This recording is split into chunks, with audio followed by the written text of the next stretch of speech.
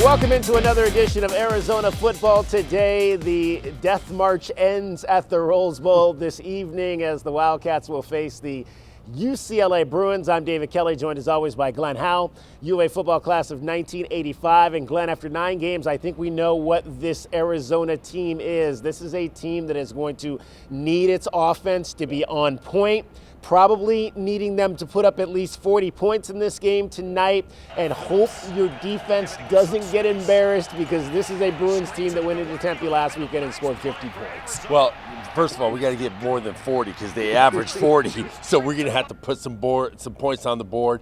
And I'd just like to see us, slow it down a little bit. I'm going to say it again. Slow it down. Don't give them a chance to have on offense. Because what they're going to do, they're going to have Zach Charbonnet left, right, left, and in the middle, and then maybe on the side somewhere. He's that guy. They're going to try to run the ball down our throat. I think they're going to try to ball control this game and just put us out of our misery. Well, you may need 50 points to win today, because the Wildcats have given up an average of 47 over this 4-game losing streak. And I don't know about that slowing it down. That's what Arizona State, Glenn, tried to do last weekend. They controlled the ball for 36 minutes and still lost by 2 touchdowns. My one to watch, though, on offense, and I'm going back to that power over the portal, Glenn, Jake Bobo, their wide receiver, a guy that caught 74 balls last year at Duke, has come in and taken over and has become their top receiver. I mean, when Dorian Thompson-Robinson throws the ball, this is one of the guys he's looking for. Yeah, and that's the power of the portal, like you said. I think it's a great thing for these universities. And what I think is going to be our problem is going to be Zach Charbonnet. I can't even say his name because it's going to be so lethal. The guy is a great running back. He's big. He can come out of the backfield. He can run it up inside the tackles. He can run sweep. He can do everything. And he's your all-purpose back. So we got to be able to stop him and just put them in some bad situations, some long third and longs and second and longs. If we can do that, we're going to have a chance. Well, Zach Charbonnet was back last week against the Sun Devils after he missed a game due to injury. Casimir Allen is the other guy they'll run the ball with, and he's equally impressive as well, Glenn. But I think the thing that stood out to me when I looked at their offense was the fact that all 5 guys down front have started every game this season. Yeah, their front line, their offensive line is really good, and if they're staying healthy, that's really a detrimental thing for opposing teams, because the more they play together, the better they get. So I think that's important for us, that we got to put pressure on DTR. We got to be able to get to him.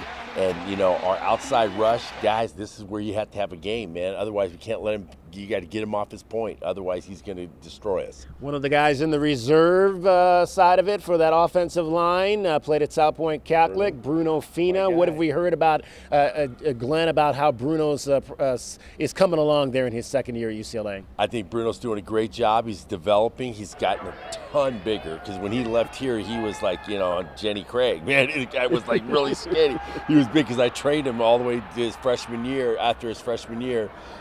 So he's looking good. He looks great. I think he's about 3+ now, and he's going to be a great player at UCLA. All right, Glenn, let's talk a little bit about the Arizona offense. And I want to go back to something I said in breakdown on Monday about the game last Saturday at Utah. And I thought that Jaden Delore was a little bit off on some of his passes. And it was interesting that Jedd Fisch came out on Monday and he kind of protected Jaden Delore and put it a lot more on the receivers, dropping passes, which is something that you had talked about in breakdown on Monday. Let's first hear what Jedd Fisch had to say on Monday.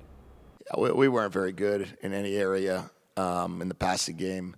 I thought that we had, too many drops.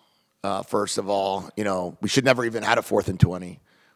We had Tanner on a tight end over the middle screen that, should have put us at a 4th and 5. First play of the game, we had a seam ball to Tanner that we should have made.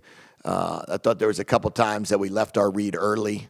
We never should have thrown the go ball down the sideline on 3rd and 4. We had Dorian Singer on a shallow crosser and zone coverage for a first down. I thought that we got a little bit excited back there. I thought that the ball, the elements were kind of affecting us. Thought we didn't really handle the full passing game the way we normally would.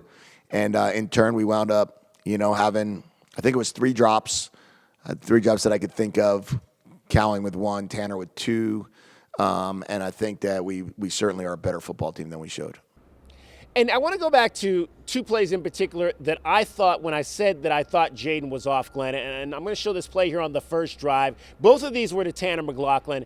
And here's an easy seam route, and he makes Tanner go up to try to catch this ball. Now, granted, catchable pass, receiver got his hands on it, but to me, didn't necessarily put it on the receiver. And then let's go ahead to the 4th and 20 play that Jed was talking about as well. He shouldn't have been in 4th and 20 because this pass here on 3rd down, Tanner McLaughlin again makes him try to have to make a difficult catch. A little bit wasn't quite on him, but still one he got his hands on. If you're a good tight end, a good receiver, you catch that pass. That's what I was saying, Glenn, when I said I thought Jaden was just a little bit off because he didn't put some of those passes on the receivers. Yeah, he may have not put it directly on him, but I'm telling you, if it hits your hands, you got to catch it. I'm telling you that I'm one of those guys, and I agree with Jed said. They need to catch those balls. If it's in your range here, and you have your hands on it, you got to catch it. And you know what? Hey, some guys are going to have a bad day. I think Tanner might have had a bad day that day.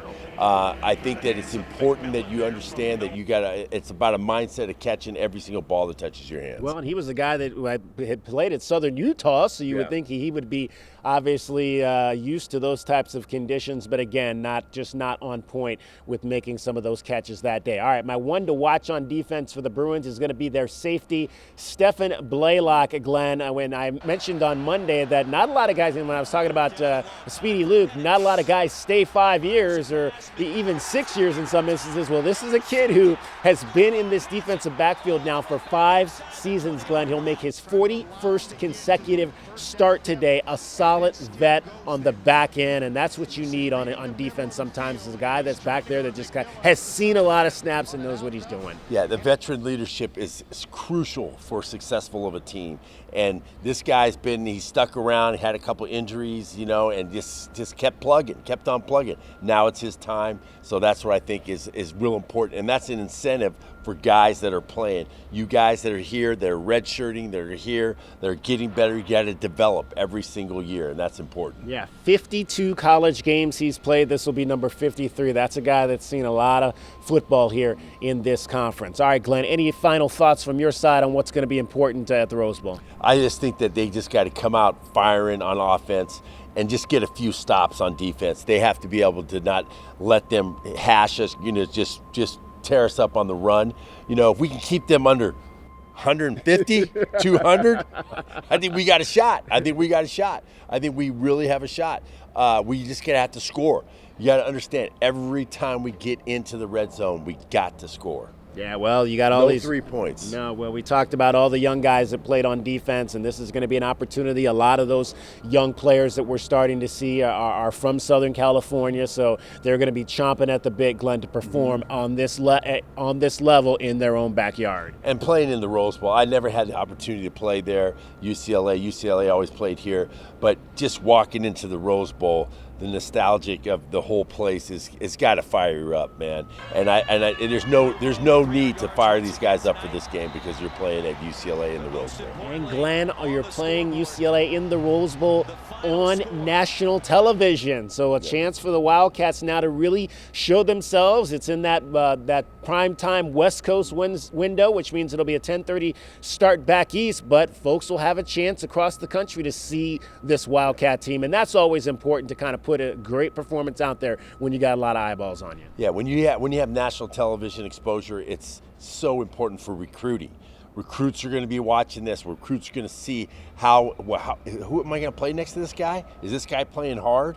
Is this guy going all out? Do they have a fight? Are they listening to their coaches? Are they doing stuff that they're supposed to do? Is there a lot of mistakes being made? You know what? And can I take that guy's spot? That's what they're going to be thinking, because we got all these recruits coming in. We got a great recruiting class coming in now in 23, and they're excited about coming in and getting ready to play. All right, kickoff at 8:30 tonight.